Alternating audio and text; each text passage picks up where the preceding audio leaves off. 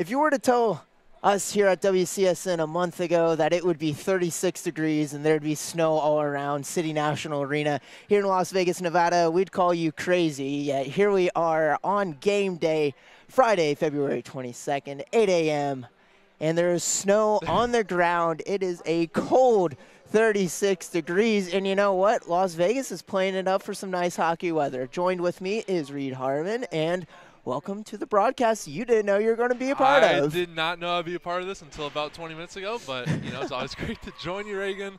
About the snow, I mean, it's actually nice in here compared to outside, which is a change compared I know, to being right? in Arizona all the time. But it'll be a fun one. The 6-hour bus ride up to Arizona, or up to Las Vegas, is completed. And for those of you wondering what game this is, although it is a part of the title, it is the number 12 nationally ranked Midland Warriors coming to this game 16-16-3 and 10-2-1 in conference play, going up against the Colorado State University Rams, who come in 6-13-0 with a 5-9-0 conference record.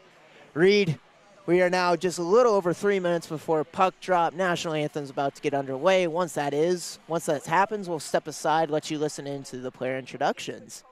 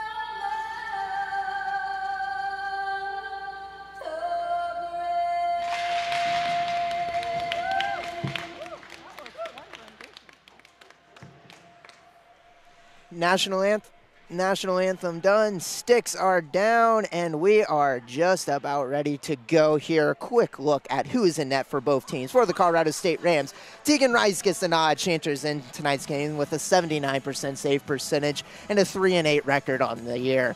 For the Midland Warriors, starting in net will be number 71, Haley Huff, who comes in with an 867 save percentage with a 3-4-1 record. Puck is in the referee's hands. We are about ready to get going here. And what are you looking to see tonight, Reed? Oh, man, it's going to be competitive. I think Midland's going to try and put on a show against Colorado State. The last 3 matchups have not been favorable for Colorado State against Midland. 12-1 back in October, 11-1 in February, and then 6-0 that next day in February. So hasn't been favorable. I think it'll be competitive. And you just said Midland wants to come out here striking early. They have the Warriors way, which we'll touch on a bit more, but one of their very first commandment in that Warriors way is to score the first goal of the game. We'll see if they'll come out firing. Players ready, sticks banging on the boards. It is about time for a puck drop, and we are underway. And the Midland Warriors get it. First off the puck drop, Ketterson tried to take a shot immediately entering into the zone, whiffs on it, and Colorado State will get going as they'll dump it right in. Callie Clemens dumps it in, now it'll go behind the net, and then right underneath. Hayhurst will grab it, and Midland will now take it back up the other way around before turning another quick shot on goal coming in by number 3, Alex Rada of the CSU Rams. She'll keep it in now, and CSU will look to start their attack. Puck careened into the boards, fight along scrummage along the end of the boards, go right back to Midland. Midland will try to take it up, and they'll just dump it into the far side zone.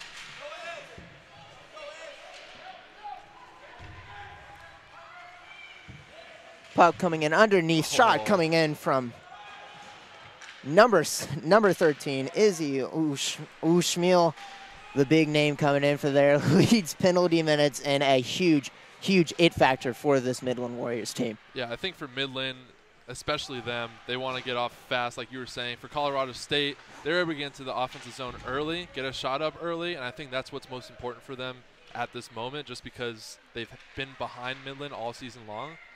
Colorado State knows that this will be a struggle for them. They know Midland is going to be pressing hard, so they know that they're going to need to get shots early and they're going to need to get shots off. Yeah, and I've already seen at least 3 shots from Colorado State. They're not going in, but you want to see shots on the net. And right now the puck is thrown into the corner. However, Ushmil will grab it out, and now Midland will work on the breakout. It'll be number 18, Savannah Wright, taking it through the center or neutral zone, who she'll just dump it in. CSU will get the puck back. However, intercepted quickly by Tian Ahrens, and she'll just throw it right back around. We'll throw it into the back of the corner. And again, another scrum ensues. And we've seen that a lot already, puck just getting stuck into the corner. Yeah, and it's been a lot of pressure from both teams right now. You're in the playoffs. You really want to advance, and this is the time to do that. One win and you're in. Midland knows that. CSU knows that. They know that if they do lose to Midland this morning, I should say, that it's not the end of the world, but they know that they have an uphill struggle. Absolutely.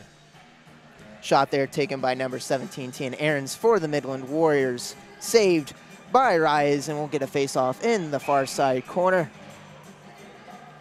Hayhurst will take it for the Warriors, and it will be number 38 for Michelle Kaczmarek for the Rams, excuse me. And again, immediately off the face-off, puck goes into the corner. Fight up top, centering pass there fails. That was a good idea. Great look. Hayhurst saw BB there, just couldn't get it going, and because of the miscommunication there, puck will go all the way back down. And now we get an icing back to the CSU Ram zone. Yeah, and I've noticed so far, Colorado State, when they get into the offensive zone, everyone commits to the offense. So when they get a breakaway, Midland does, there's nobody back, and that could cause a problem later in this game. And Midland's been trying to center early. It hasn't worked yet. Immediately off the face-off shot coming by Kate Kim. Another shot thrown onto the net, saved, and we'll get a little bit of pushing and shoving. Nothing out of the ordinary. And again, far side face-off coming for the Warriors. Yeah, Midland's been known to be a little bit more physical this whole season long, known for the whole history, basically. Yeah, Ushmil is definitely one of those players, like I said, it factor, and immediately off the face-off goes back to Midland. Another shot just gets blocked in front by by the alternate captain for the CSU Rams. Or excuse me, yes. And again, another shot saved. And I think this is a big game for Midland just because they're ranked number 12, like you said earlier in the broadcast. And for Colorado State, it hasn't been that same journey for them. So I think Midland, they really want to get this statement victory so that way they get a little bit of pressure off, a little bit of nerves off coming here to Vegas. It's important. And Midland has a point to make here. You know, they're coming off facing two games against Miami, a tie, 2-2 OT tie, and finally a loss in their final game of the season, 1-2 in overtime as well. Shot taken by Kelsey Beebe gets saved. Easy save there, no one in front. Now CSU will try to work on their first attack. They'll have an odd man, 2-on-3. They'll try to get something going, however. Good defense there by Coney Bear. She'll just shove the CSU attacker into the corner, and Midland will now try to get something going. But just like much of it, stuck in the neutral zone. Yep. There's going to be a lot of pressure all game long. Bertolis will take it up by herself into the CSU zone, takes a shot on net, just goes wide. If you're goaltender Tegan Rise, you got to be very alert for that one because she came out of nowhere bursting into the attack zone. Yeah, when that puck comes across, her breath probably just stopped right there. She's like, please don't let anyone be there right now. Bertolis dumps it behind the net to Ketterson. Ketterson will circle around and throw it right back down again for Hatcher, who will take it behind the net, circles back around, centering, but no one there in front. However, Hayhurst will get there. Again, centering pass now for Midland, and CSU finally gets out of the zone. It'll be Megan Johnson powering her way all the way down into the back end, preventing an icing there. However, puck will immediately get cleared back down. No icing here, all the way into the CSU zone. It'll be Alyssa Schmidt there to collect the puck, and she's immediately met by sophomore forward Robin Hatcher. Colorado State showing signs of life early, and a hard hit. Megan Johnson hit the corner. The door was open on the CSU bench. Still on the ground. And she just hit right into it. The referee will call stoppage of play here. That looks pretty nasty. That was just being on the wrong spot at the wrong time. Yeah. You never want to see that early. She tried to get something, or stop the puck on the boards, try to stop it from going into the CSU zone. Unfortunately for her, the barn door was open, just hit right on that corner, and that's got to sting. Yeah. For the game, though, I mean, Midland, they're getting a lot of opportunities down the middle. There's just nobody there right now. I think once they figure that out. Midland gets a centering pass to work. It's going to be a big struggle for Rise and net. It's going to be a long day. Yes. Absolutely. Ushmiel will take the face-off for Midland, and it will be Kaczmarek for the Rams, and she'll win it for the Rams. CSU will just dump it into the neutral zone. We'll see what gets going here. Right at center ice, a fight for the puck yet again. And it will be Midland coming out on top. Ushmiel has it. Near side boards, gets spun around. She'll get met by an army of CSU defenders. 4 close in on her. And CSU will get the puck. However, they cannot get out of the zone just yet. And now they finally do 1-on-3, and it'll just be Leanne Wengroth who will just dump it into the zone. No one was there to support her. Yeah, Colorado State's offense has kind of disappeared ever since the first few minutes of the game. It's been dominant by Midland so far. Absolutely. Now Kelsey Beebe will take it up by herself. She'll dump it in, and she'll get support there by number 14, Kinsey Bertolis, the alternate captain, as she'll get met on the right behind the net. She'll collect the puck, gets stick lifted, but still maintains possession. She's looking for someone. Anyone. Here comes a centering pass, spin shot, rebound, shot again, just wide of the net. Beebe on the rebound shot, just couldn't get it there. Another centering pass, here we go. Shot taken from the point and grabbed by Tegan Rise. Good communication there, just threw it back to the point. And you know what, Ketterson, who has 36 points on this season, one of the third leading scorer on this team, just threw it to the net and just trying to put something up there. Trying to get anything going. That was the first centering pass that really looked dangerous. That was the biggest opportunity for either team so far today. Absolutely. 13:48 left to play in this first period of action. I need to start saying that a little bit more. 13:40 now. 0-0 game as is indicated on the score sheet there. Midland still in the zone. It is Ketterson with it near side. Takes it behind the net, looks for the wraparound, negates that and says, you know what, I'm going to keep it a little bit longer. However, a great 2-on-1 now break for the CSU Rams. And just shot just taken wide. Talone had an opportunity, you know, but credit to Midland just closing down and getting the stick lift because it barely deflected the shot wide. Offsides there. Offsides there. Amanda Seltzer almost had a one-on-one break there for the CSU Rams. And you know what? That last shift, you have to say, looks pretty darn good. Yeah, it wasn't bad. It wasn't bad. You could start to see that it's starting to pick up a little bit. Colorado State, they're getting fast breaks, not really able to start an offense yet. And Midland's the other way around. They're able to create control with the puck and create scoring opportunities. O'Schmiel wins the faceoff for the Midland Warriors and brings it into the zone. Penalty coming up. Delayed call on CSU. We'll see who gets into the box, and we'll see what it is. Looks like an interference penalty. And we'll see who gets sent to the box. And it looks like it'll be CSU with the call. Alex Rada sent to the box. 2 minutes for interference. 12:55 left to play in this first period of action. Scoreless, but Midland on the prowl. CSU wins the faceoff, takes no time dumping it down. In fact, that'll be a shot on goal. Yeah. And you're talking about Midland just pressuring so early, so often. Oh. Just 8 minutes in. Oh, great catch. 7 minutes in, Alex Rada there just got the rebound, just took a shot, saved by Haley Huff. However, looking at the shot totals right now, 7 for Midland and now 2 for the CSU Rams. And you know what? Midland's just spending time in the zone. They're lapping it all up. Their offense, you can just tell just by watching how much better they are up to this point, being able to control, like I said. They're getting opportunities down the middle. There's just nobody there right now, but wait till later in the game, they'll get something going. CSU, they'll all coughed it up in their own zone. Here comes Midland now on the attack. Alyssa Schmidt, or excuse me, Katie Hurley just coughed it up, and Midland had a great opportunity there, 2-on-0, and just couldn't capitalize there. Colorado State has to take a nice breath right there. Calm down, recollect, because you know what? They've done a pretty solid job till that point on this penalty kill, which there is a little less than 1 minute and 20 seconds left. 1:13 left in the penalty, or in the power play, and down goes Robin Hatcher. No call on the play. Could have been a trip. Fans wanted a trip. No, Robin Hatcher will throw it back to the point for O'Schmiel. O'Schmiel takes one, deflected in front of the net, and just deflects wide there. It was number 14, Kinsey Bertolis, on the deflect, and now CSU will finally collect the puck and will get out of the zone. And number 7, Kelsey Beebe just laid a hit. And, yeah, that'll definitely draw a penalty. Just a little bit. We'll see what the call is. It'll be a hooking penalty. So Sticks got caught up, led to the hit, and Tian Aarons to the box. Back and forth penalties.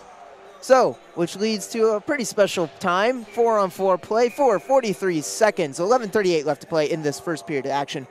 Scoreless as of now. CSU gets a chance. 4-on-4, a little bit more open ice, centering pass to number 13. Kaylee Clements just couldn't fan on the shot, and just centering chances. Here we go again from the point. Shot goes way wide by Captain Kristen Perry. CSU on the attack, however. It'll be number 91, Cameron Hayhurst of Midland, who will just get out of the zone and dump it all the way back behind CSU's net. That was a good-looking possession for CSU. Absolutely. 2 centering passes, and you know what? The centering passes were on point. It's just the finish wasn't there. Yeah, and it's been like that for both teams, but I think after the first period, after the first period, actually, 10:50 to go, I think they will start picking it up a little bit more, start controlling the puck a little bit more. Another penalty coming. Another penalty coming up. CSU will now get a 5-on-3 for a little bit of time. Puck just dumped in. Puck touched by number 4, Kate Kim for Midland, and that'll bring stoppage here with 10:42 left to play in the first period of action. 5-on-3 chance for CSU. Talk about physicality so far. Yeah, very, very, very physical game so far, and it was, unsurprisingly, I think for a lot of people out there listening in, O'Schmiel sent to the penalty box. 5-on-3 chance for the CSU Rams, a long 5-on-3 chance, 1 minute 5 seconds. This is huge for them. They know they probably need to capitalize here. Absolutely. CSU wins the faceoff. They'll now start passing it around, dumping it back behind, back to the point to Rada. Rada throws it back in to Seltzer. Centering pass deflected a few times in front of the net. I think that deflected off of Johnston and Seltzer. What a save. What an incredible save there. Shot point blank, and All of a sudden, Haley Huff having to work. Wow. I thought Huff had it initially, and then it kind of slipped away from her, but she made great reaction. Yeah, Oh, man. Not allowing that rebound opportunities we talk about all night, don't allow them, and she almost did, but she got the glove squeeze on it.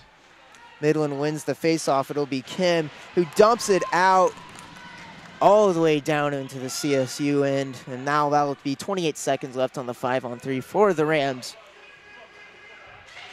Wow. And Aaron's penalty. That's a huge missed opportunity for Colorado State right there. Big mishap there for CSU. The pass was intended for number 18, Maria King, and just went all the way, mishap there. Hate to see that happen when you're CSU, because that would have been a one-on-one breakaway there. Yep. But alas, we have an icing, and it goes back into the CSU end. 9:55 left to play in this first period of action. Midland wins the faceoff immediately. Kim takes a shot there from the point, gets deflected wide. And you know what? Bodies are getting in front of the puck tonight, or this morning, I should say.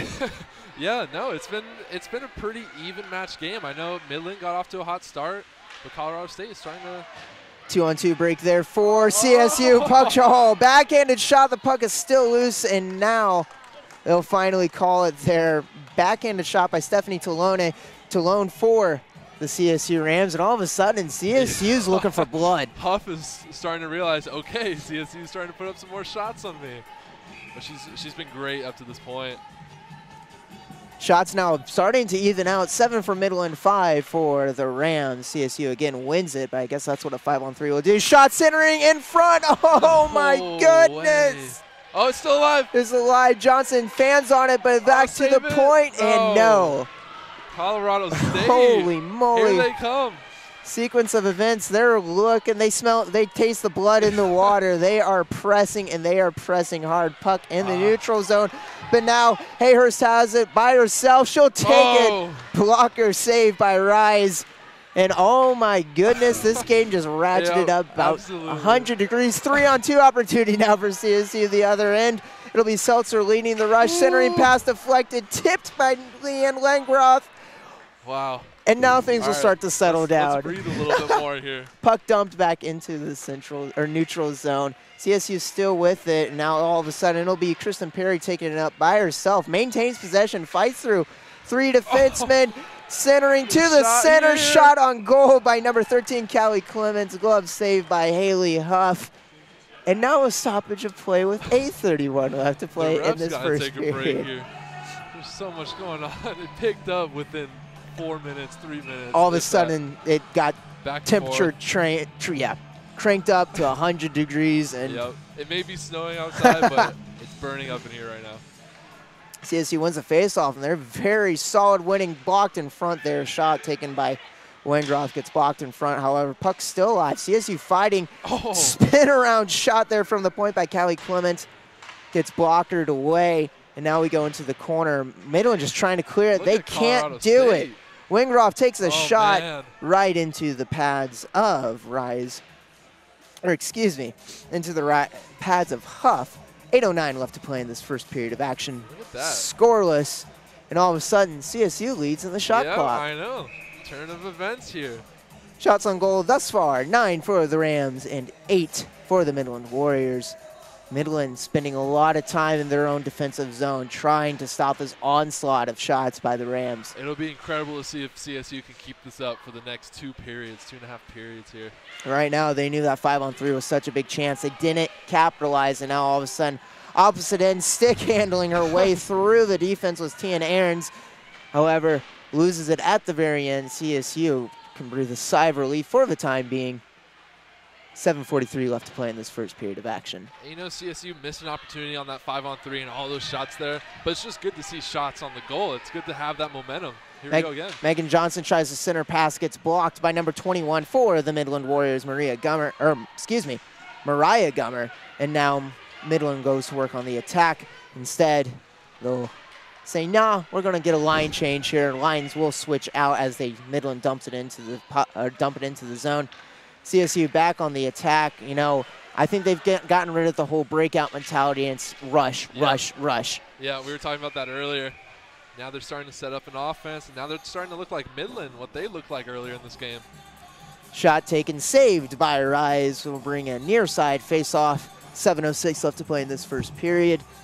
That's Midland's first shot in first in about 4 minutes. Yeah. No, Colorado State, they're not playing to what their record says against Midland. Yeah, they're playing competitive. Yeah. You know what? How many times did they play this year, you said? 3. 3 times?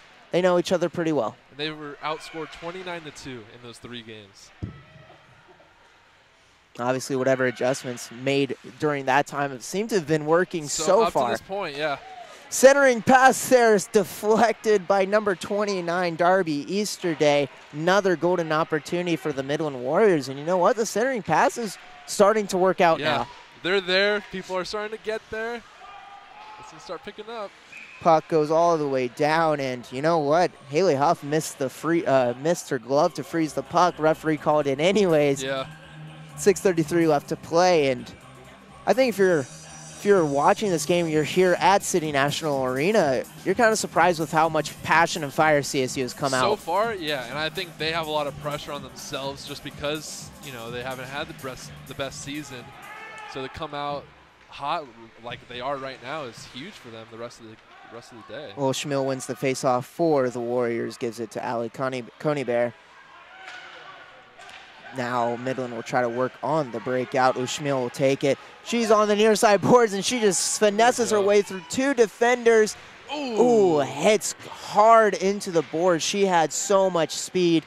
And now will be a wraparound chance by number 18, Savannah Wright. Barely tip of the pad save there for Tegan Rise. And she just saved what looked like almost a sure goal in that wraparound chance. We're starting to see some really just great goals, great opportunities here, and starting to get some pretty good goal play. Yeah, absolutely. Goaltenders are standing on their heads early. Haley Huff and Tegan Rise, the goaltenders for tonight. 0-0, 5:52 left to play in this first period.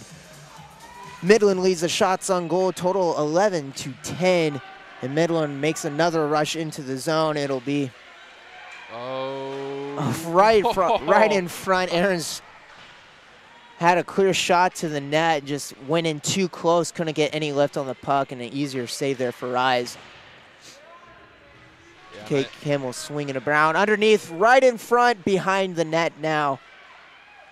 Puck just bouncing around. It's hard for anyone to find possession right now and keep it for more than maybe a second.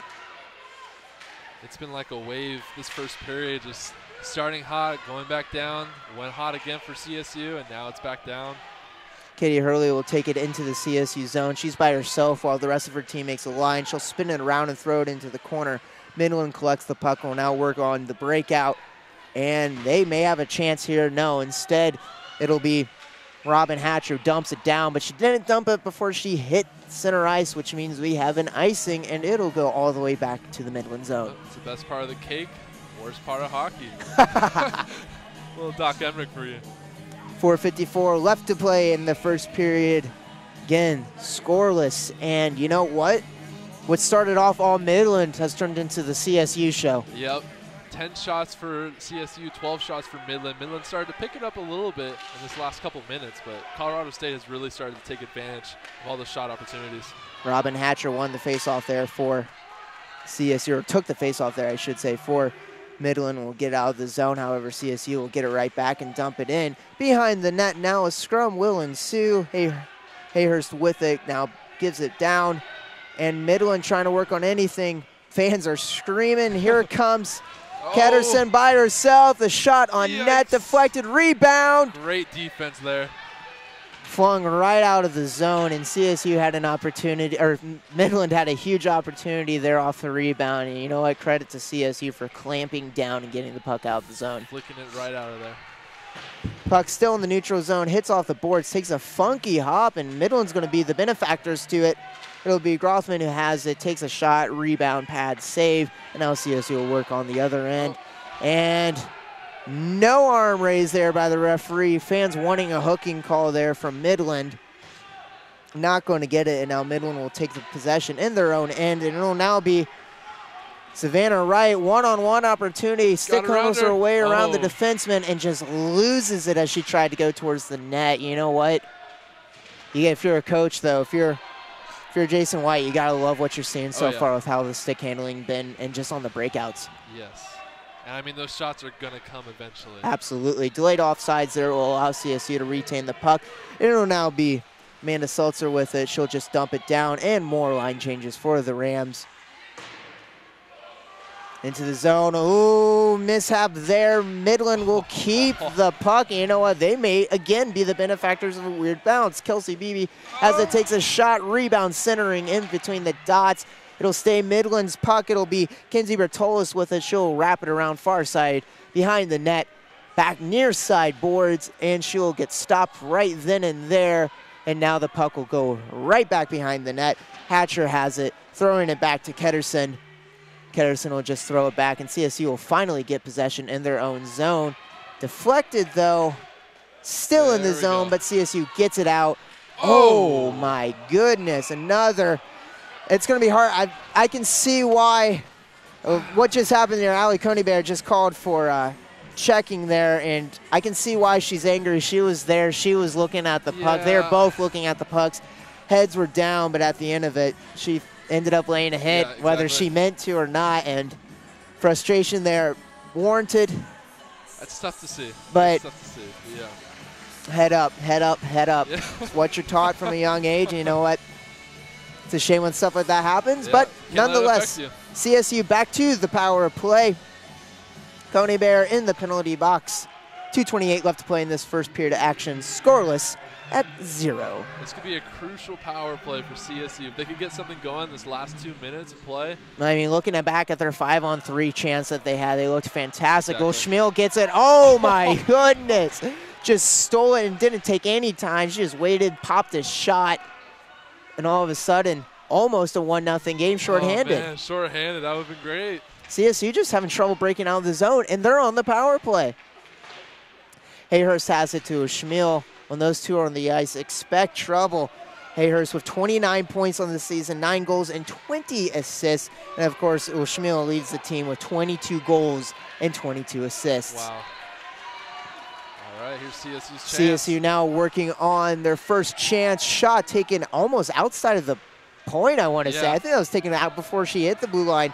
But number 14, Tristan Perry. And now Midland has a chance. However, Tegan Rise will come out of her crease and just throw the puck back around. Midland with possession. Fantastic penalty kill for the Warriors so far. However, deflected and chance backhanded shot by Amanda Seltzer. Glove save there, hit the tip of the glove and went wide. And Haley Huff having to work at very interesting times. I don't think she's expecting half these shots so far tonight. Half of them have been rebounds. Half of them have been shots like that. That's going to be like that all That puck has been bouncing, and it's been bouncing very weirdly tonight. 55 seconds left. Icing called there from CSU, and what a penalty kill this Midland Warriors team has, entering into, or finishing the regular season with an 88.8% penalty kill. That is a fantastic number. Huge, especially what's happened so far in this first period. Colorado State having, a lot of opportunities on those power plays, 3-on-5, like you were saying. And looking at Colorado State's power play, only 11.1% on the season. Not good whatsoever. But with the exception of this power play, they've looked deadly. Looked solid, absolutely. 42 seconds left to play. The puck is in the CSU end. In the far side corner, CSU will grab it. It'll be Megan Johnston who will take it up through this neutral zone, loses it, and Midland will just clear it right back down. 28 seconds left to play. Penalty is over. CSU 0 for 3 on the power play. Midland, though, trying to attack, and they're getting back to how they look to start this period. That's good to end it like how you started. Swarming the puck, however, another weird deflection, deflected again in front of the net. Holy moly, shot there came from Talone, and rebound shot came by Maria King. That'll do it. That will be the end of the first period of action. I think most people expected Midland to probably come out really strong, and they did. They totally did. Yes. And then CSU said, wait. We're in this tournament too. We're here too. Regular season, all that, throw that aside. Yep. We're going to play you as hard. Yes. And you know what? It's still a new game. 0-0 after one period of play. Midland and CSU, game 1, day 1, 8 a.m. Very early. I give these women a lot of credit for waking up this early and playing like how they have so far. been a fun one, to say the least. When we come back, we'll look over the events of the first period. I'm Reagan Smith. Join with me is Reed Harmon, and we'll be right back.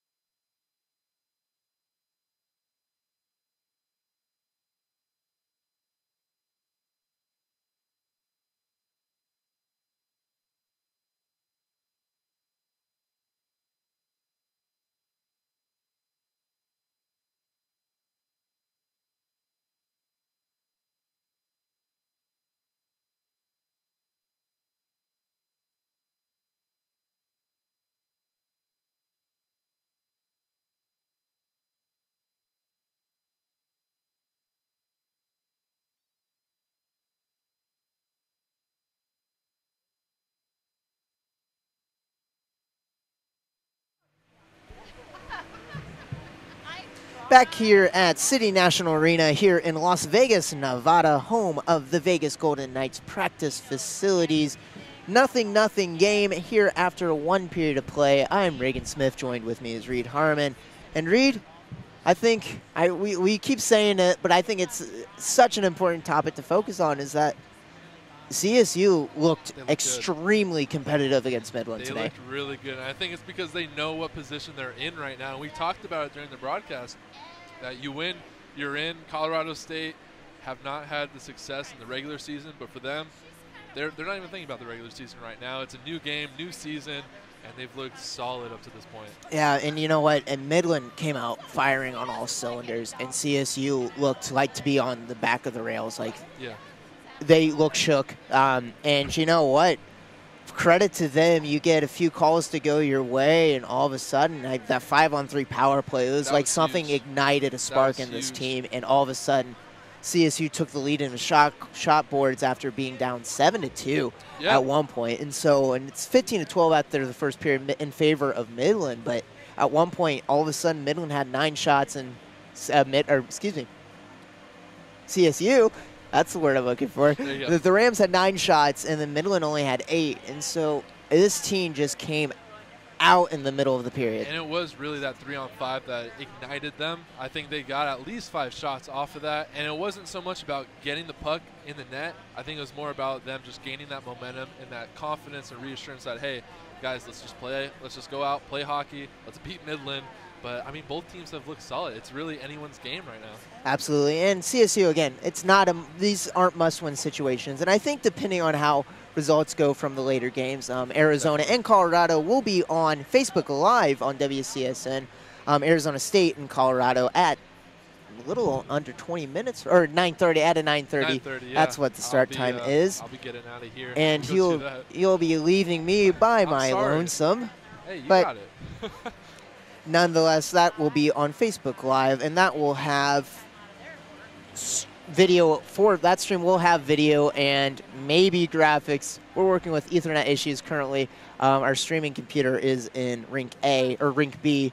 We are currently in Rink A, which is the primary Vegas rink. It's a beautiful rink to set the picture for where we are.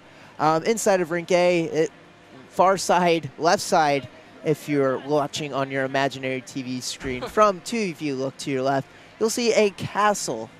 And that's not a joke. No, a legitimate castle with a Vegas-born screen inside of it with 1, 2, 3, 4, 5, 6, 7, 7, 8, 9, 10 Vegas Golden Knights logos adorning it. And you know what? This place is absolutely beautiful. And, of course, I think one of the more powerful things is right at center ice, right beside the American flag and the Canadian flag, is the Vegas Strong flag with the names honoring all the victims of the massacre on October 1st, 2017. Yeah. Nonetheless, this facility is beautiful, and I don't think you could really ask for a better place for tournament hockey. No, and I think we're all pretty thankful as the Walter Cronkite Sports Network to be able to have the opportunity to call these games and be all over the City National. So it's been a great day so far. And we thank you for joining us. 8 minutes left in intermission, and so when that clock expires, we'll get you right back for second period of action. 0-0 the scoreline here, and we'll be back. Second period coming up next on the Walter Cronkite Sports Network.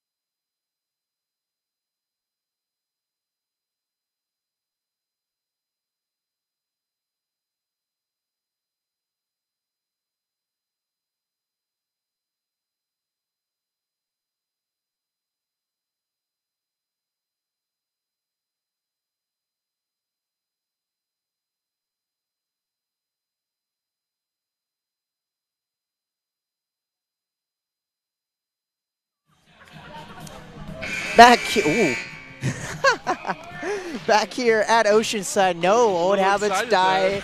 Old habits die very hard, apparently.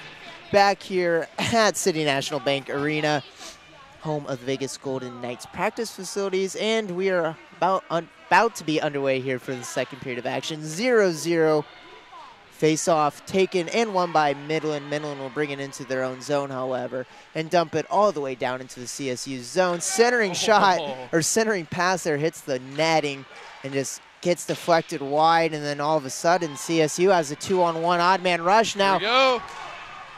Perry has it, rips one, and just easier save, just couldn't get much on it, and just Huff just gets her stick on and just slings it wide of the net. CSU, though, getting a chance here. All of a sudden, deflected pass gives an opportunity there for number 10, Stephanie Talone, the alternate captain. Puck just gets deflected wide. And again, said this earlier, players get in front of the net and they're deflecting shots. Especially for Colorado State right now. Midland got off to a little bit of a, I think they got a couple shots on the net, I should say, about a minute into this period, but Colorado State back where they started.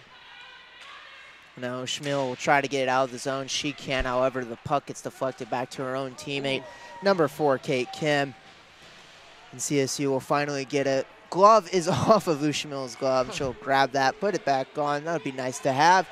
CSU trying to get out of the breakout, try to work on the breakout. Instead, the puck gets deflected on a bad pass, and Lou Schmiel has it at center ice, and she'll dump it into the CSU zone. It'll be Easterday who will collect it behind the net. Easterday will throw it back around to her teammate Megan Johnston, who will immediately get swarmed by Kenzie Bertolos, who passes it back to Schmiel. Centering pass up, puck loose. Oh, shot by Kelsey Beebe, just got bounced around, passes it to Grothman. Grothman just lost it, and that feels like the story of tonight. So many good passes, so many good opportunities. It just seems that like either the shot just gets deflected out in front or nothing goes on. It's been missed opportunities, yeah. It's been Midland trying to put something together here. Sorry. Oh, had the, oh no. Bertolos behind the net, and then Tegan rises like, I've had enough of this puck bouncing all around me. She dives at it, gets her gloves on it, and stops play. And you know what? You got to love an assertive goalie. It's just like, you know what? I'm done. I'm done. Yeah, I'm going to take a risky move. And you know what? She froze the puck. She did her job, and line changes come out. Midland wins it, a shot immediately off the faceoff by Robin Hatcher. Yeah, and it was good timing for her to do that just because Midland was starting to get a good pace there, starting to get a lot of shots on the net there. Hayhurst stomps it back behind her net. Ketterson passes it down to Hatcher. And now back behind the net. Again, Hayhurst has it. And it'll now be Easterday, or excuse me, Wengroth, who will take it through, passes it down to Megan Johnson, who will dump it in, misses the glass zone, throws it into her own, throws it into her own bench. Players, souvenir home there. Players got tangled there. It was Hayhurst and Katie Hurley got tangled up, fell to the ice, slid all the way from the blue lines into the boards, tap each other on the helmets, and we'll get a face-off right at the blue line. Big win there. CSU wins the face-off, tries to get something. They'll keep it in the zone. Oh my goodness, point-blank backhander by Kaylee Clements by herself, and what a flash of the glove by Haley Huff. No time to react. Yeah, oh my gosh, she's right there within inches of the puck, but a great pass to get it in there. 16:57 left to play in the second period of action. We're still knotted at 0. CSU starting like they did the middle of the second period, or middle of the first period, strong. Puck cleared all the way down. No icing will be called. It'll be Easterday who will pick it up behind her goaltender. However, she loses it and pass, and now all of a sudden Midland has a chance. Bertolos has it now. Fight scrumming for the puck. BB and Bertolos fighting for it. Gets thrown back down to Aarons.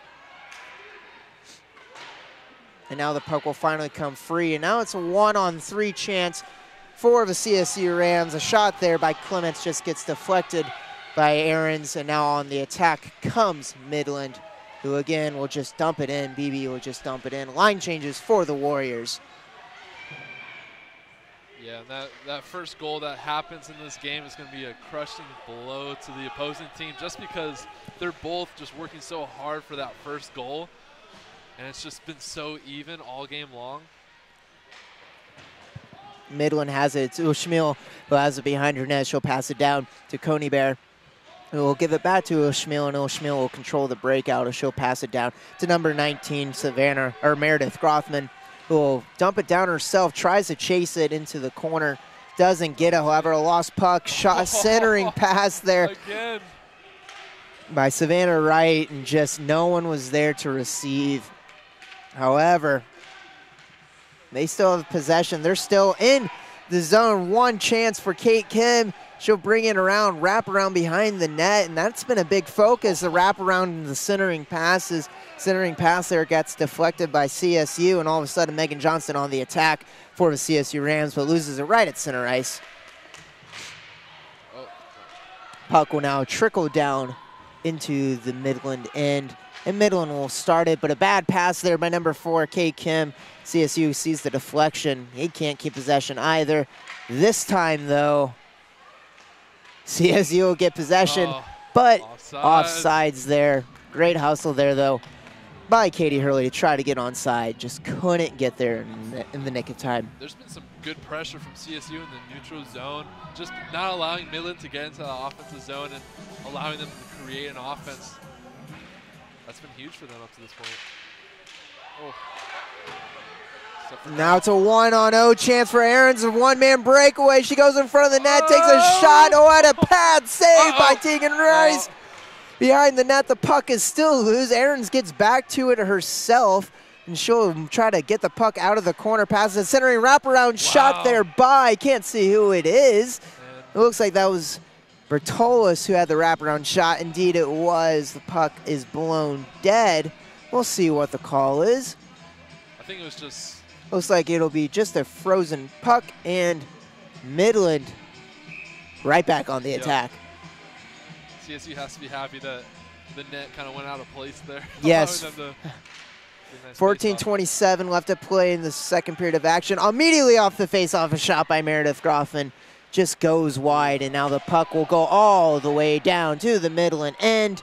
Icing is waved off, and Gummer will take it up and into the boards. Extraordinarily hard was Kristen Perry, and she is in a lot of pain. The knee struck the boards. That's your captain. That is that's the captain, the 5'4" junior from Houston, Texas. That's 20 points on the season. Could be a huge blow for CSU. She, I don't think anyone pushed her. I think she just lost momentum there. She went hard into the boards, and she'll attempt to get up on her own power behind the Midland net, and she will do so. And great sight to see there, especially knowing that she is the captain. They know her worth. They know what she brings to this team. Just trying to stretch it out right now. The senior with 20 points, or the junior with 20 points on the year, 11 goals, 9 assists. And I think if even she's just a little bit okay, I think she's going to try and make a return. I think so too. She will immediately leave the bench, though. It looks like she'll just try to walk it off, but good sight to see her get up on her own power. Yeah. It's always scary when a player's down on the ice for such a long time. Puck will go all the way into the CSU end. Midland wins the face-off. Maddie Schmaltz takes a shot and goes wide. However, it'll be Ketterson who collects it behind the net, throws it around near side boards. Scrum will ensue. 4 players, all fighting for control. 2 in green, 2 in orange, and finally the puck pokes loose into the neutral zone. Midland will keep possession, delayed offside, and they'll get it back on side, which means they're still in the zone. Never mind, miscommunication there by CSU, and now a shot that gets deflected weirdly brings a chance for Megan Johnston, who will just dump it in behind the net. That looked like a good opportunity for CSU, and all of a sudden amounts to nothing. Another player goes down for the Rams. It is number 17 there, Amanda Seltzer. She'll ask for a change. She appears to be banged up as well, and that could be a story of tonight if this keeps happening, just injuries, and how much will that wear down on a on a CSU team. Yeah, there's been a good amount of penalties up to this point. A couple injuries there. It's going to be a physical game. Midland's there's another one. Big hit there. 13 minutes left to play in this second period of action. Again, score tied at 0-0. Shots on goal for the Midland Warriors, 19, and for the Colorado State University Rams, 15. Delayed penalty coming on the Rams. Midland will try to keep the puck alive, and finally the play is below dead. Took it a little bit after CSU had possession for a few seconds. Let's see what the call was. Looks like a high sticking call, and it going to the box will be will be Maria King, the captain for the CSU Rams. Power play coming up for the Warriors. It looks like Perry's back for CSU, so that's a great sign. Yeah, walk it off immediately. She was down on the ground for a while, so to see her immediately back on the ice is very nice to see. Getterson gets it for CSU. She'll throw it back to Coney Bear, and penalty coming up. Another penalty coming up, and yet another high sticking call. And as quick as a 5-on-4 happened and a power play chance for Midland squandered just 9 seconds in, and we'll go back to a 4-on-4 opportunity. And I mean, that's been the game so far. If one team starts building momentum, something happens and it starts to even back out. And that's been the story of this game. Absolutely. Ketterson sent to the box there for the Warriors. 2 minutes for high sticking, 12:27 left to play in this second period of action. Midland wins the faceoff in their own zone. Icing is on for both teams, and a 2-on-1 breakaway here for Coney Bear. She'll take a shot, deflected, rebound, just sent wide. And now CSU looks to get their attack on, and Callie Clemens just lost the puck and just lost everything else, and ended up being offsides because of it. Now here's another chance for Coney Bear by herself, and Tegan Rise isn't going to have any of it, and she'll put the freeze right back. And after that first shot by Midland there, you can see all the fans in front of us just kind of throw their head back. They're getting a little antsy. They wanted to see a goal. And you can't blame them. There's been so many golden opportunities. And you know what? Give Tegan Rice and and Haley Huff a lot of credit. They have stood on their heads thus far. It was slow to begin with, but it's really picked up to this point. Puck shot there and frozen in front of the net, and another CSU player on the ice, slow to get up. It looks like it's Leanne Wengroth, the 5'8" sophomore, the forward from Apple Valley, Minnesota. And, it was Darby Easterday who was slow to get up. She'll make her way to the bench. Line changes for both teams. 11:48 left to play. We're still on 4-on-4 action. Yeah, 21 shots on the net for Midland, and it's 15 for CSU. But it hasn't really felt like anyone really has an advantage right now. Well, Schmiel will win the faceoff and take a shot, but a penalty coming up on Midland, and kind of like what we saw in the first period, it's going to be a 4-on-3 opportunity for the CSU Rams. There's a lot of cheers in the crowd. I like to see that. Give CSU an opportunity here. And you know what? The Rams fans have come out, and they have traveled in bunches. Savannah Wright sent to the penalty box here. 4-on-3 power play for the Midland Warriors. 11:42 left to play. 11:42 left to play in this second period of action. Midland will clear it out of their own zone. CSU has the power play. However, stolen now has an opportunity here for Schmaltz, who will backtrack, and just no one was around with her. But I guess that's to be expected when it's a 4-on-3. When you take it up yourself, you're not going to have much support. Oh, penalty coming up again. No, offsides called on the Rams. Everyone thought it was a penalty. The ref's arm was up for a while as Talone made her way into the zone and finally blew it and was like, nah, offsides. Yeah. And I think everyone was kind of like, oh. Okay, well, yeah, you can see Talone's expression when they called it. She kind of put her hands on her face. Exasperated to say the least, and you know what, you can't blame her. Yeah, if you're both of these teams and both of the coaches, you really got to, I don't think you're expecting this, honestly, from both sides. Yeah, I agree. I think Midland's kind of shocked at how well CSU's been hanging tough with them. And I think CSU's kind of shocked they haven't gotten a goal yet. Yeah. Centering pass there, whiffed on it, but back to the point. Here's Johnson, takes it into the corner, top shelf. Wow. Haley Huff right above her right shoulder, blocked her side. And just like that, the underdogs with the lead. CSU on their 17th shot of the game takes a 1-0 lead, a power play goal. That's a statement shot right there. We knew that there would be a power play coming up where someone would get an opportunity, and to see that goal from our angle, that looked beautiful.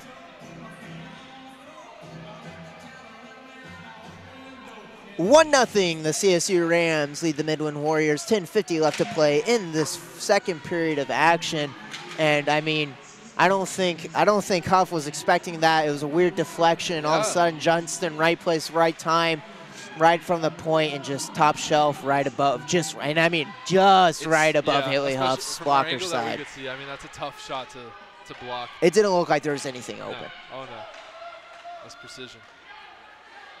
Midland now working the attack. It'll be Coney Bear who has her, Bertolis who has it in the corner. And CSU's not going to worry about pressuring her too hard, but nonetheless, they'll still poke the puck loose. Alex Rada there with the poke check, and Midland still with puck possession.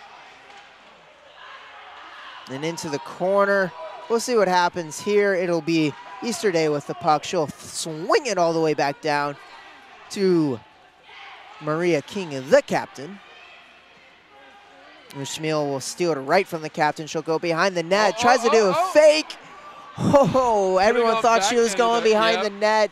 Did a stop on a dime. Tried to attack the front. Backhanded. Just coming a little bit loose. CSU will have a delayed penalty. Hayhurst has it. She'll throw it around. And Toulon will touch it. And the Warriors back to the power play. Yep. Wow. Tripping call there against the CSU Rams. It'll be number 3, Alex Rada, to the box. If you're Midland, I think you just have to be on your toes at this point because you're not expecting to be down. I mean, it is still early. It's the second period. But, I mean, you just don't know.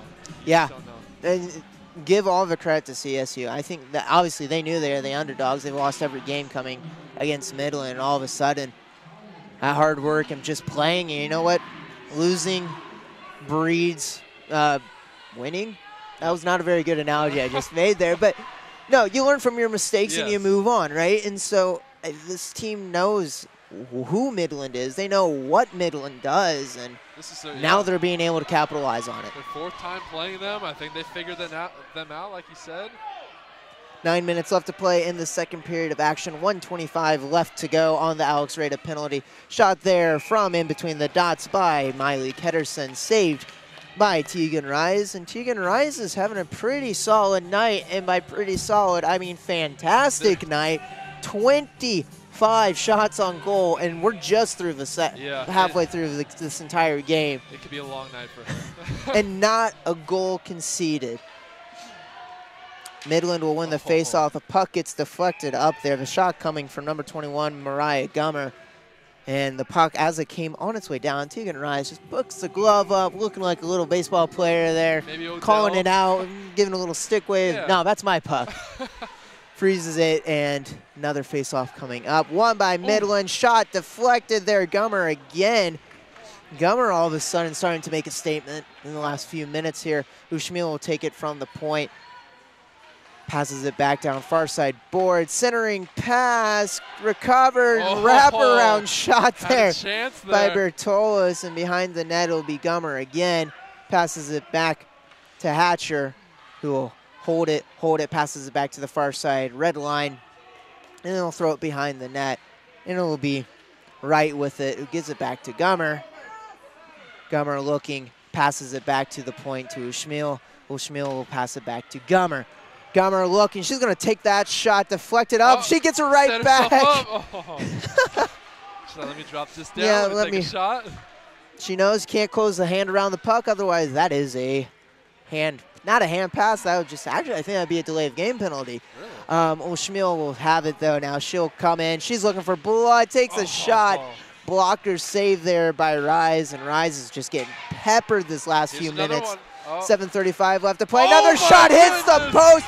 hits the crossbar and the upright. The shot coming from Ketterson, not finding the back of the net. And if you're Midland, you got to be like, come on, what's going to go in? Yeah, you can't do anything about that. That's just how it's been. 31 shots for Midland so far. Rise having a great performance. Within these last, 3 minutes, they've gotten almost 10 shots on net. Yeah. It's a flurry of shots. Here comes another one. Barely. Blocker save. Schmaltz got the shot off, and all of a sudden Rise just stuck out her blocker. It is still in the CSU zone. CSU finally gets it out of the zone. It'll be Kelly Clemens who just dumps it back down. Let's get a line change. And now that line has to be absolutely gassed right now. But they have to be satisfied with the result of what happened. Yeah, they held the line. I mean, a lot of shots. The pepper, and they still held the line. Yeah. Credit that to the crossbar, the upright, and especially credit to Tegan Rise. And now CSU has a 3-on-2 opportunity. It'll be Seltzer with it, takes the shot, goes a bit wide. Midland will work to get it out, and you know what? Now it'll be, here comes, Schmiel barely gets there on time, takes a shot, just not a good angle, and easily deflected wide of the net. 6:07 left to play in the second period of WWCHL hockey. Midland will now settle it down at the neutral zone. CSU is not going to let that happen, though. CSU trying to disrupt play. And you know what? That's probably been the staple so far, is that CSU's gotten so many good opportunities by disrupting the play. Yes. They're closing in on the puck carrier. Oh. Shot up in the air. Oh, my goodness. Hayers took a shot deflected straight up in the air off of Rise's pad, and it literally donked off her shoulder pad back down away from the net. And again, in Midland, you have to be like, we can't buy a goal. We can't buy a goal to save their life. And so now all of a sudden, Midland's coming on, and they're coming on hot, and CSU's backed into a corner. Here's another centering chance for Midland. Coney Bear will just, Bertolis looked for a centering pass, couldn't get it through. But Midland still in their zone. CSU just trying to swarm, get the puck, slow down the game, because right now, if it's fast and it's currently fast, Midland's winning that.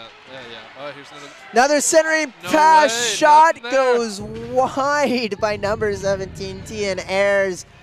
And she's on one knee in between the face-off dots, holding her hand against her face. Closest thing you can get to a face palm, and she's frustrated. And I think what she's doing right now has got to be the mood of this team right now. But I think Midland, they got to stay hopeful, because CSU, I think they're feeling a little comfortable, and they're allowing Midland to come into that offensive zone. So if they keep this up going into the third period, you have to be pretty nervous if you're CSU.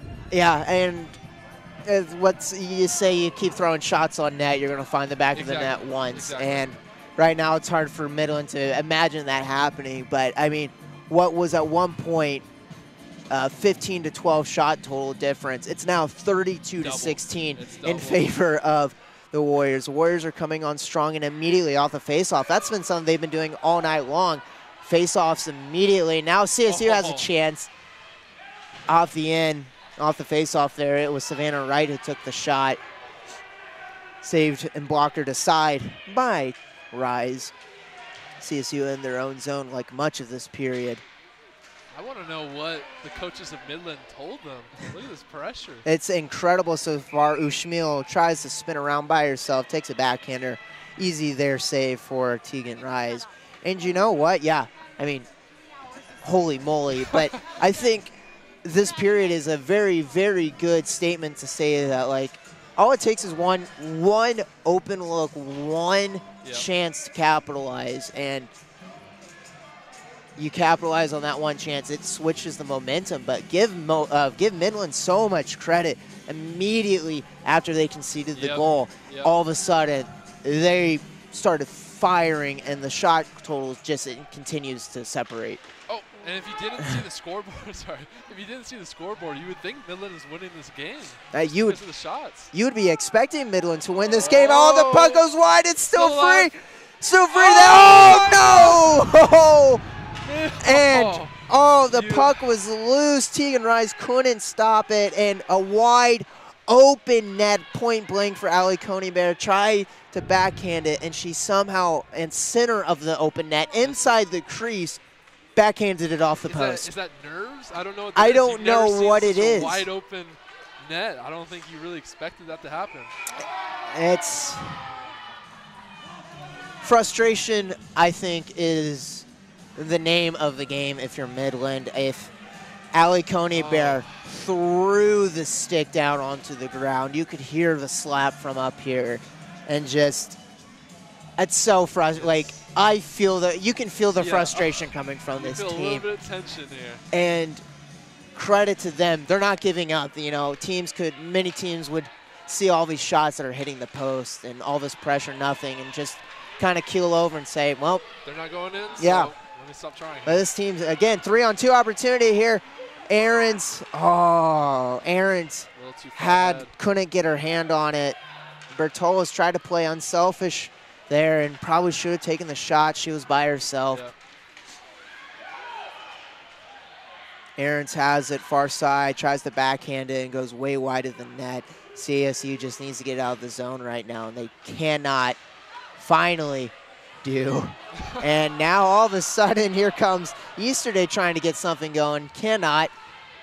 And Midland will find it with their puck in their own zone. And now the breakout again put to an end by CSU.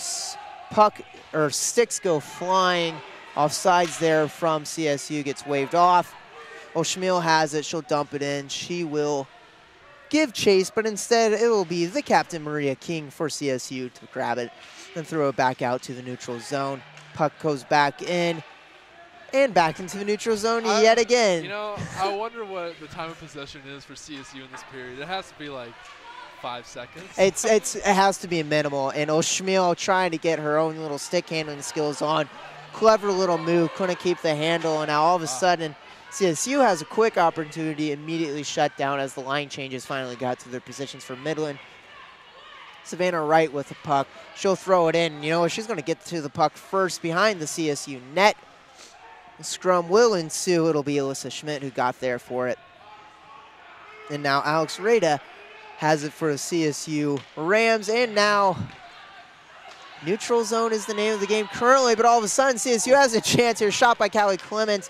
Blocker to side there by Huff.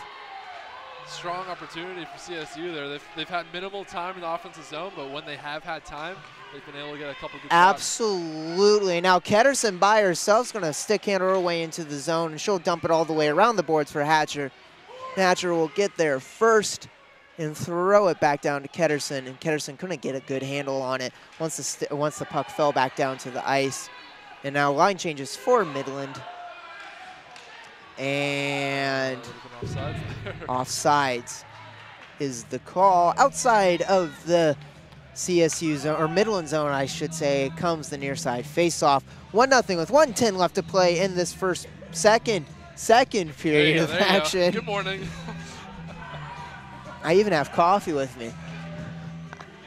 1:08 left to play. Shots on net totals right now. The Warriors 35, and for the Rams 17. And, you know, I mean, looking ahead at this, for the opportunity here for Aarons by herself, shoots it, and I think that may have gotten deflected because that went way high with 50.8 seconds left. And you know what? For the Rams, they're used to facing a lot of shots coming in from the regular season. They're used to facing 51.9 shots a game. Wow. And they're on track to being beat by that. I mean, this has been a fantastic period for Midland in terms of getting shots on net. They've had 20 so far currently, and CSU will get a chance to attack here.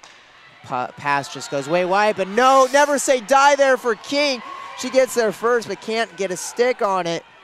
Another centering pass there, shot taken, backhanded by Katie Hurley, saved by Huff. And, you know, we also have to give a lot of credit to Huff. She rebounded herself pretty well after giving up that goal. And it's been a great defensive effort from Midland. I mean, they haven't really allowed Huff to get in those positions where she has to make those crucial saves. 30.1 seconds left to go. 1-0, the CSU Rams lead. CSU will win the faceoff, and the shot coming from Rada deflected up and out, or up and behind the net, I should say. Scrum ensuing in the corners like much of this game. Ushmil will have it, and she will try to attack. It's forced into the boards.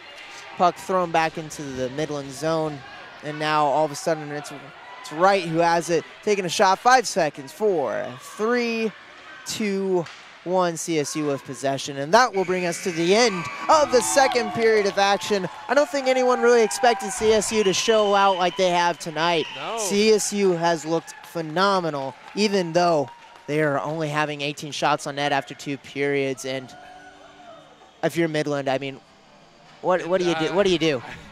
Honestly, just keep doing what you're doing. One of the shots have to go in, but if you're Midland and you do lose this game, if the score stays the same, this has to be one of the most frustrating games you could play. I absolutely agree with you, and CSU making do with what little they have, and that's puck possession. Yeah.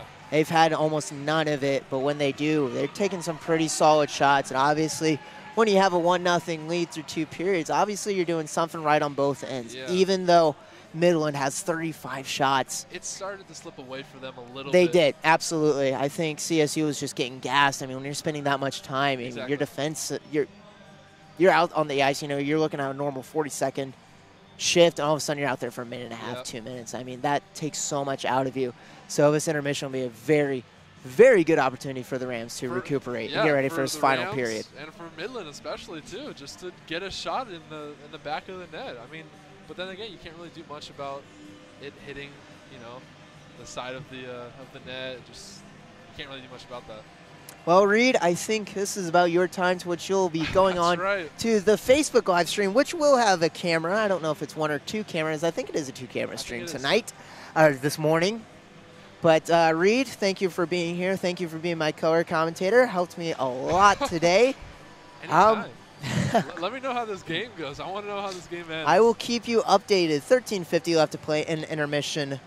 When we come back, or I should say when I come back, 3rd period of action. Stick around. Thank you for listening in to the Walter Cronkite Sports Network. This is the radio stream of Colorado State University and Midland University. The Warriors and the Rams, WCSN, in just a few minutes on Facebook Live for Cronkite Sports Facebook Live. Arizona State and Colorado. Thank you for being with us, and we'll be back.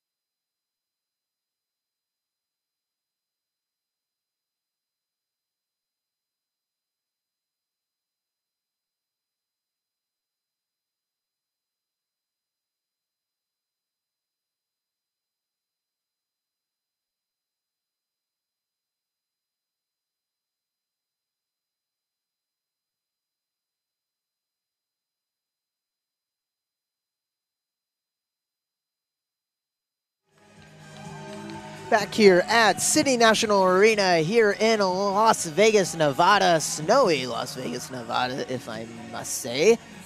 Third period of action just about to get underway, and a story of upsets, potential upsets, I should say. 1-0, the CSU Rams lead the Midland Warriors after 2. However, Midland shooting the puck like crazy, 35 shots after 2 periods. However, that's nothing new for CSU, who's used to facing 52 shots a game, essentially. Just me in the broadcast booth, broadcast table, I should say, right here at center ice, facing the Vegas Golden Knights logo. I am Reagan Smith, and again, thank you all so much for joining us. Third period of action as the Midland Warriors take the ice. They know they keep shooting. Something has to fall into the back of the net. 35 shots, no goals, a few of the times hitting the post. This team knows they're close. They taste it all, but can they finish? That is yet to be seen. Third period of action about to get going. Clock set to 20. CSU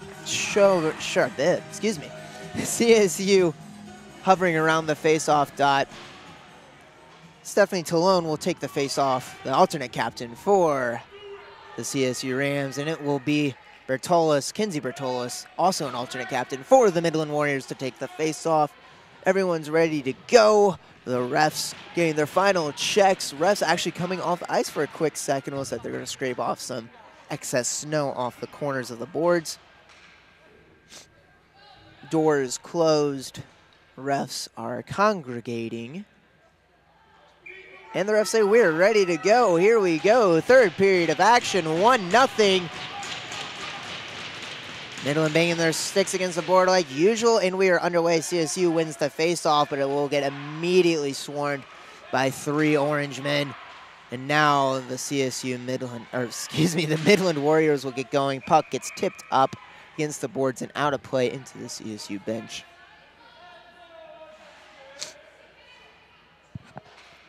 "13 seconds elapsed here in the third period of play. 19:47 left to play in the third period. Face-off coming in right along the blue lines. Midland will win it, and Schmaltz will take it. Can't keep a good handle on it, so she'll throw it down, and Beebe will throw it back into the zone. CSU will get a handle on it real quick and throw it back into the neutral zone. Schmaltz again says no, and throws it right back down into the right down into the CSU zone. And now CSU can work on the breakout. Rada miscommunicates her pass there and goes right to Ulschmiel. And Ulschmiel will just throw it right back around, and it'll be Callie Clements for the Rams, bringing it back up through past the Golden Knights logo, through 3 defensemen, and will be called offsides as she enters the zone. 19:11 left to play in the third period. Do or die time for Midland. They know that they've been out shooting, and they know that they dominated most of that second period. They know this game is far from over, and they win the faceoff yet again. That's also been a big storyline of the night. Midland has been fantastic on the faceoffs, and when you look into the faceoffs coming from the attack zone, they're taking shots immediately. They're not setting up. It's immediately popping shots. So Schmiel there will take a shot there and just doesn't even reach the goaltender. It'll go wide, and Schmiel will actually pick up her own pass. She'll try to center it. However, it goes straight to CSU, and then CSU can't even keep it into the zone. Coney Bear has a shot taken by Coney Bear. Goes wide and deflects behind the net now. It'll now be Megan Johnston has it. Can't keep it. And Schmiel Midland again swarming like sharks in front of the net, trying to find anything. Throwing shots on net. Already up to 38 shots on net. And again, Tegan Rise takes matters into her own hand. Covers up the puck outside of the crease.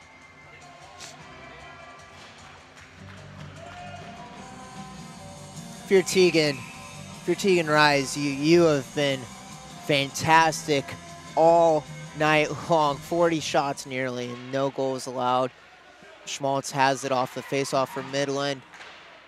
It'll be Hatcher who throws it in wide back behind the net. Hayhurst had it, tried to center it, hits a skate and deflects all the way down into the Midland end. Now Midland will have to work on a breakout, and breakout sputters as fast as it begins, and the puck will just spend some time dancing around into the neutral zone, and it'll switch hands between some green shirts, some orange shirts, and finally back into the orange shirts. And they'll take it, Midland will take it in from behind the crease. 17:45 left to play in this third period of action.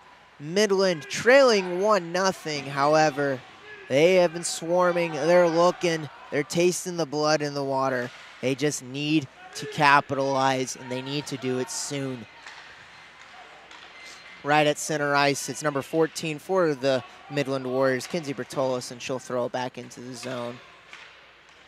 And it will be Mariah Gummer will pick it up and throw it in again, yet behind the net, and we'll actually call this icing. So we'll go back down to the complete other side of the ice, far side face-off from, if you're looking at your imaginary television screen, the Colorado State Rams trying to score from the right side to the left, and the Midland Warriors in their vibrant orange moving from the left to the right. 17:11 left to play, 1-0 Rams. CSU wins the face-off, and a backhanded shot there taken by Callie Clements, pops it up, and Haley Hoff saw it all the way there. Few players on the ice there, one for Midland, one for CSU, and still on the ice is Stephanie Talone, the alternate captain. She gets back up. It looks like she took a stick to the face mask, actually. And bit shaken up, gets off on her own power, and she'll just skate right to the bench. Near side face-off in the left side end, it will be Stephanie Talone who will take it, or excuse me, it'll be Litzinger who will take the face-off for Colorado State. She loses it. However, here comes Midland on a 2-on-2 break. Here comes a rebound. Oh my goodness, penalty coming up though. Great opportunity there. Savannah Wright had it, passed it down to O'Schmiel, and O'Schmiel just barely got a backhand on it. But the only reason why she couldn't get much on it was because she was held up. Into the penalty box will be Megan Johnston again, and Midland has another chance at the power play.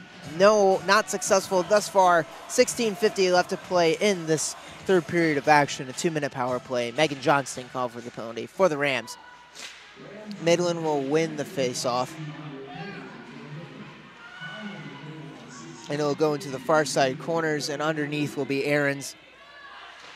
And Aarons will get shoved and tripped, but no call there. And CSU will work on just clearing it out. Oh, no, CSU won the pass, and here comes one-on-one chance.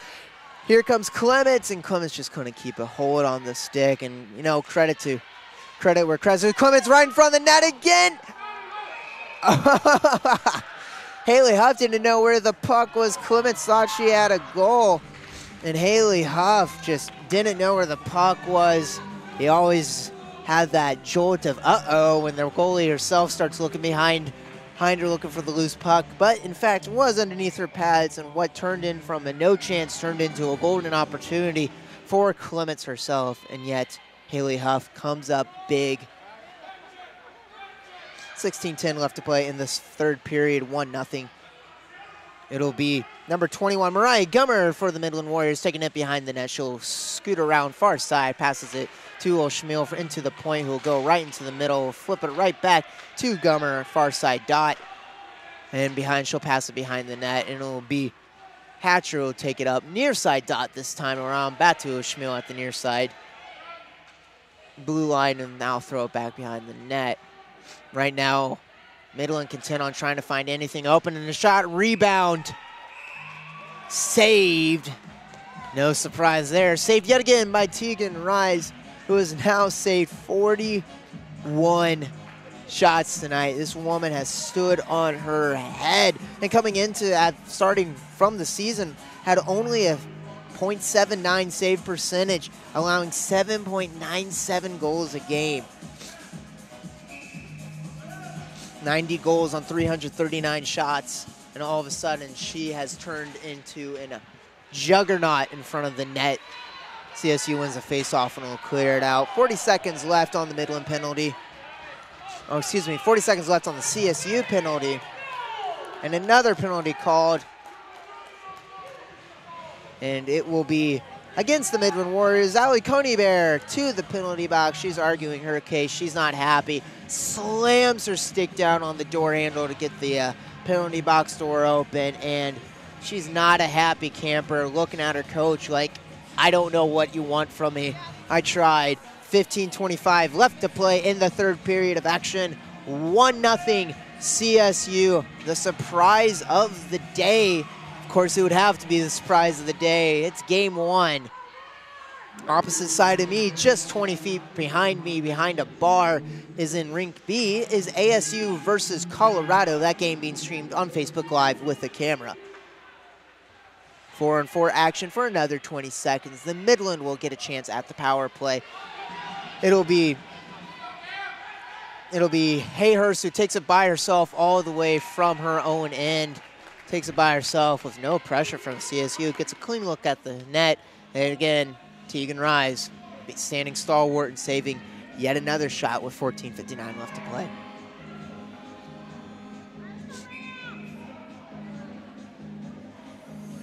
Another update on the shot totals here. 41 now for the Midland Warriors, 20 for the Rams, and a shot immediately coming off the face-off. And Tegan yet again is not going to deal with the puck bouncing around. Again, comes out of her crease and behind the net, puts a glove on it. We do it again, and Midland wins the face-off. It's Kim who has it for the blue line.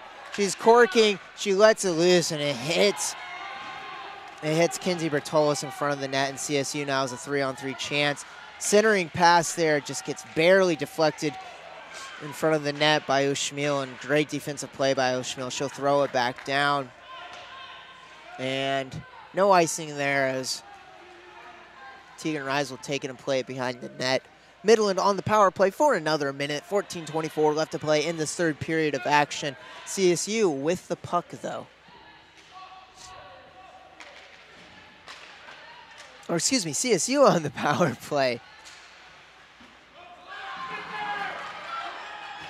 And now we have a chance up front. There it comes. Hatcher takes a shot up. Now, takes a shot cut in front of the net.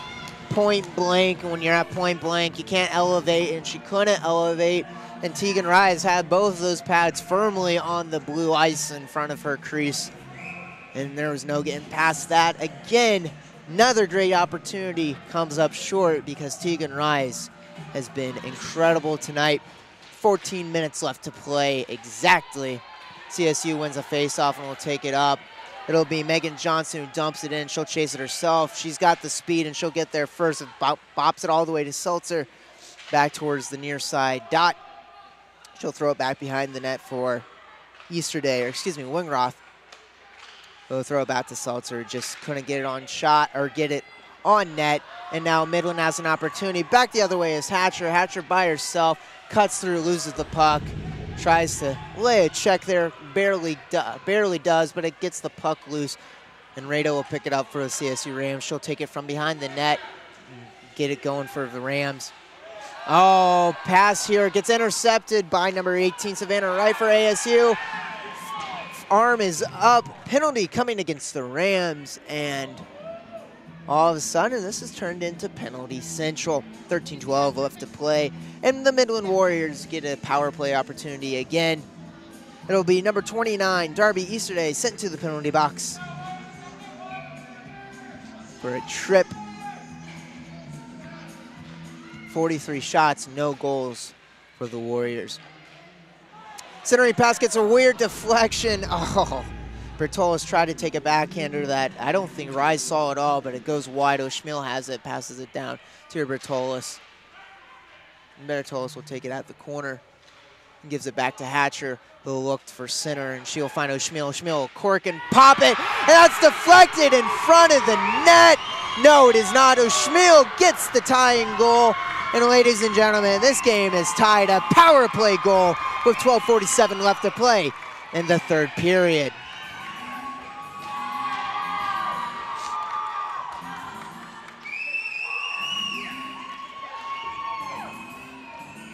It took the team 44 shots, but finally, a crack in Tegan Rise's armor appears, and they expose it on the power play. O'Schmiel makes this game 1-1.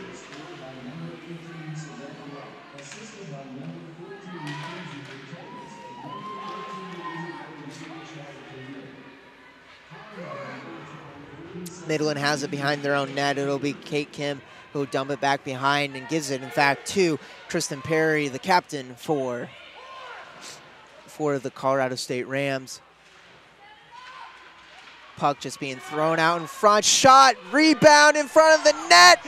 Empty net, shot, oh! A 90-degree angle there. The shot tried to come on by Kristen Perry in an empty net. Couldn't get it, but CSU looking, trying to keep the puck in the zone. They do it.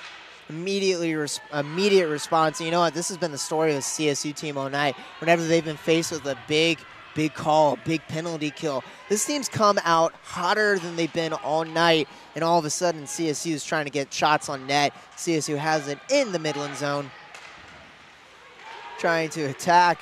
Now Midland gets it into the neutral zone, but gives it right back, and now it'll be Amanda Salzer. She can't take it in because it was Talone that had fallen and had to get on sides, and now they can, and it'll be Maria King taking it in for the Rams. Shot, oh, deflected up front by Johnston. Pad save there by Huff, and CSU trying to get something going. Now they're starting to feel it. Momentum is starting to tilt, but Midland will get possession, and it'll actually be Coney Bear behind the net. Shot again at point-blank range. The cage rattles, the cage moves, but the puck is frozen by Huff, and a much-needed stop there for the Midland Warriors. 11:09 left to play in this third period of action, and ladies and gentlemen, this has been a whale of a game thus far.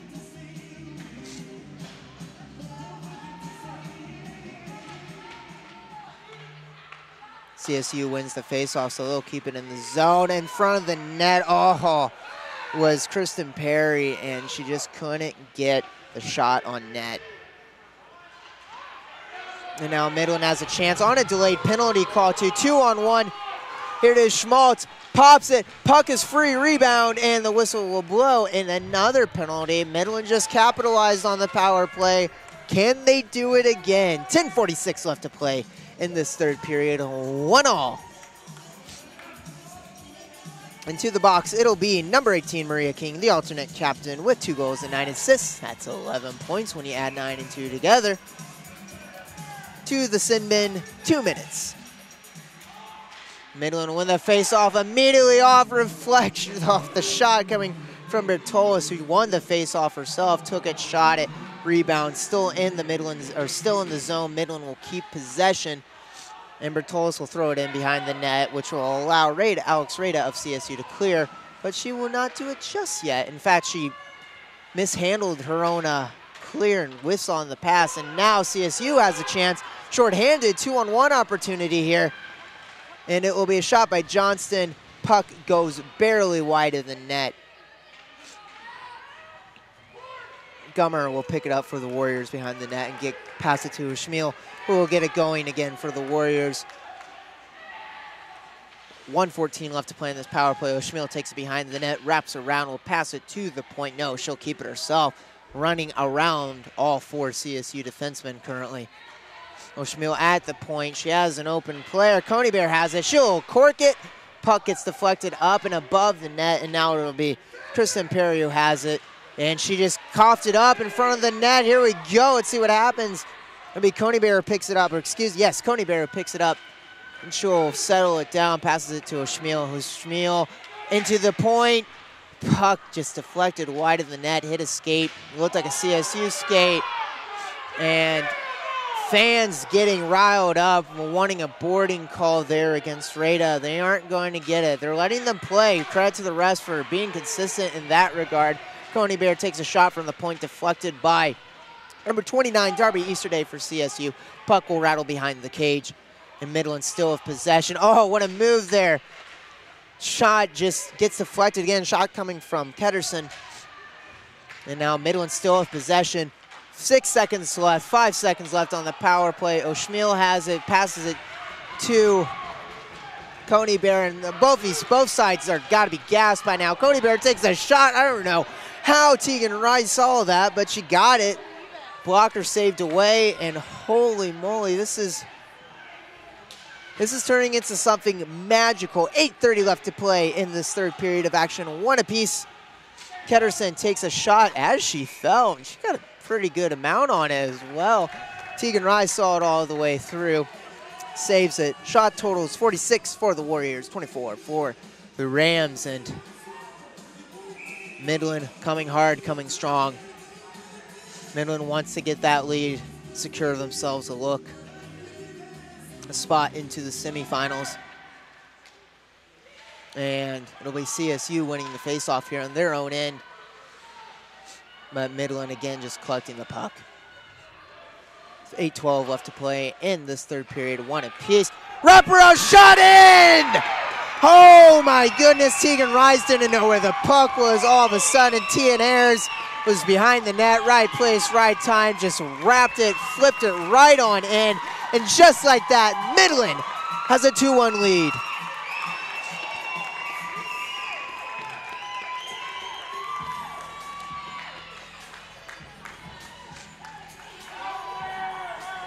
Tegan Rise just didn't know where the puck was. The puck had taken a weird bounce, which this puck's taken a lot of weird bounces. This is an interesting rink setup in terms of how the puck is played off of the boards. And Ayers just having to be right place, right time, and caught Rise when she had no idea where the puck was. And because of that, Midland leads 2-1. 7:55 left to play in the third period. And just like that, things can change. O'Schmiel just steals the puck. She's by herself. Cuts around. Shot saved. Holy moly, still in. Here comes Coney Bear with a shot deflected wide again. Another shot by O'Schmiel. And Kaczmarek has it, and it cannot clear it out. But Midland's just going to go to the bench, get a line change. Standing ovation from the Midland fans. What a shift there. What a sequence of events. Ketterson has it by herself. However, all of a sudden, Maria King comes in, pokes the puck loose, and gets it out of the zone. And now here's a one-on-one chance for Johnston, and gets poke checked by Schmaltz. Came in. Holy moly. What a move there by by Schmaltz to get the puck loose. And now on the opposite end, through that traffic, 3-1! Robin Hatcher gets it, goes past two CSU defensemen, and all of a sudden it is 3-1 Midland.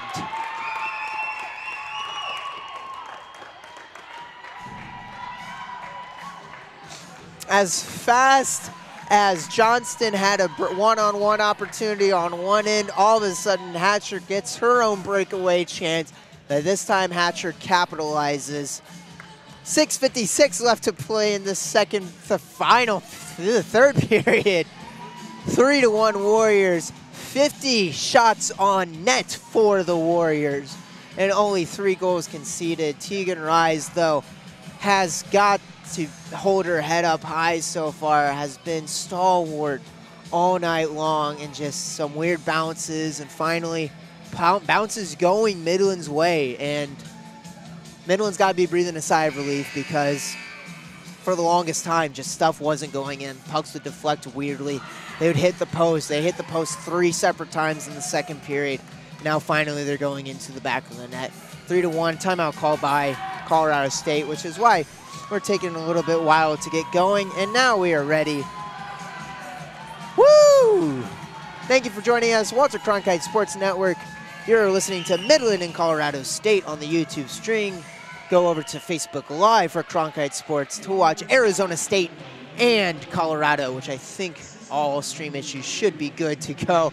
There's a golden retriever wearing a Vegas Golden Knights tutu, and it's honestly adorable. Back to the game. Back behind the net is Coney Bear, and Coney Bear takes a shot and it hits the pad of, or excuse me, it was Bertolas takes a shot and it hits the pad of Rise, and Rise puts the clamp on it with 6:35 left to play.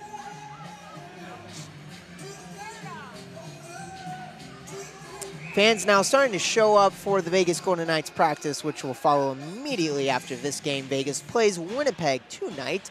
Shot face-off won by Midland. Puck being bounced around. The shot there was taken by Savannah Wright. The rebound was juicy. She took another shot and just got someone on CSU barely got a stick on it to deflect it wide. 6:17 now. 3-1. CSU can't clear it out. They're having issues, and all of a sudden, here comes O'Schmiel behind the net. She'll try to pass it. Gets pickpocketed by Maria King, who immediately gets pickpocketed by O'Schmiel. Dumps it down to number 19, Meredith Grothman for the Warriors. And it will be Savannah Wright who will take it up, and she'll look to center it. No, she'll actually take a shot, hits skate, and bounces all the way to Schmaltz at the point, who takes a shot, which is deflected by number 16, Allie Litzinger. And now Seltzer will take it up herself. Colorado State needs a goal, and they need a goal soon.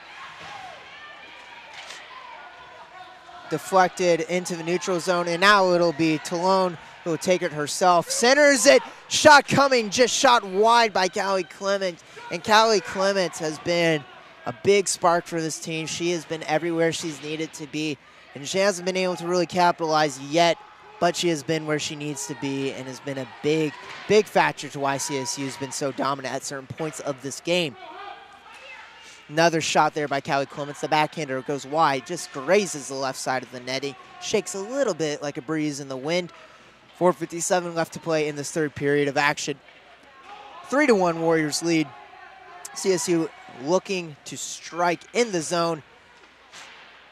However, Midland trying to get the puck out, and it will be Ketterson who tries to pass it to Hatcher, and Hatcher will give it to Ketterson. Ketterson will take a shot from the red line, which does, in fact, hit the net, does in fact hit Tegan Rise.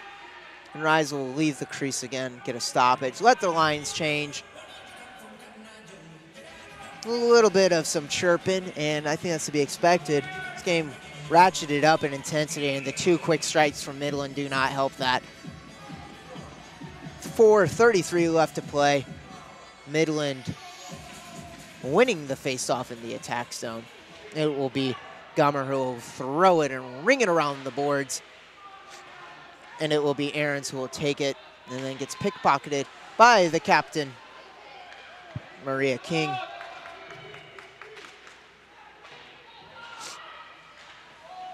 And now we'll just bounce around to the neutral zone.